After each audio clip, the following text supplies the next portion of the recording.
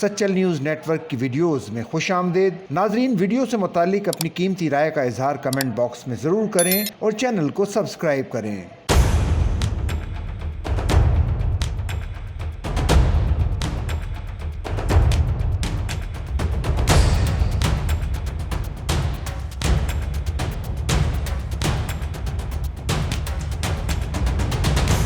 پہلگام حملے کے بعد بھارت میں پاکستانی فنکاروں پر دوبارہ پابندی عائد کر دی گئی ہے اور ان کے سوشل میڈیا اکاؤنٹس بھی بلاک کر دیے گئے ہیں۔ انتہا پسند عناصر نے ایک بار پھر فلمی صنعت پر دباؤ ڈالنا شروع کر دیا ہے کہ وہ کسی بھی پاکستانی فنکار کو بالی ووڈ میں کام نہ دیں۔ جہاں ایک جانب پاکستانی فنکاروں پر مستقل پابندیاں لگانے کا مطالبہ زور پکڑتا جا رہا ہے، وہیں حقیقت یہ ہے کہ خود مسلمان بھارتی فلمی ستارے بھی اپنے بیانات، فلموں یا خیالات کی وجہ سے اپنے ہی ملک میں عدم برداشت کا سامنا کرتے رہے ہیں۔ بالی ووڈ کے کنگ شاہ رخ خان کئی بار انتہا پسندوں کے نشانے پر آ چکے ہیں۔ 2010 میں جب انہوں نے پاکستانی کرکٹرز کو IPL میں شامل نہ کرنے پر افسوس کا اظہار کیا تو شیو سینا نے ان کے خلاف محاذ کھول دیا تھا۔ اسلاموفوبیا کے خلاف شاہ رخ خان کی فلم مائی نیم از خان کی ریلیز کے موقع پر بھارت میں فلم کے پوسٹرز پھاڑے گئے، سینما گھروں کے باہر احتجاج کیے گئے اور فلم کی نمائش کو بھی روکنے کی کوشش کی گئی تھی۔ سال 2022-23 میں فلم پٹھان کے گانے بے شرم رنگ میں دیپیکا پڈوکون کے زعفرانی کپڑوں نے ایک نیا تنازع کھڑا کر دیا تھا، کیونکہ بعض ہندوؤں کے نزدیک یہ رنگ انتہائی مقدس مانا جاتا ہے۔ سال 2015 میں عامر خان نے بھارت میں بڑھتی ہوئی عدم برداشت پر تشویش ظاہر کرتے ہوئے خود کو بھارت میں غیر محفوظ ہونے کا اظہار کیا تھا، تو ان کے اس بیان پر شدید رد عمل سامنے آیا۔ نہ صرف ان کے خلاف مظاہرے ہوئے بلکہ ان کے پتلے بھی جلائے گئے اور سوشل میڈیا پر تنقید کا طوفان برپا ہو گیا۔ مختلف برانڈز کے ساتھ ان کے معاہدوں پر بھی اثر پڑا اور انہیں تشہیری مہم کا حصہ بنانے والے برانڈز کو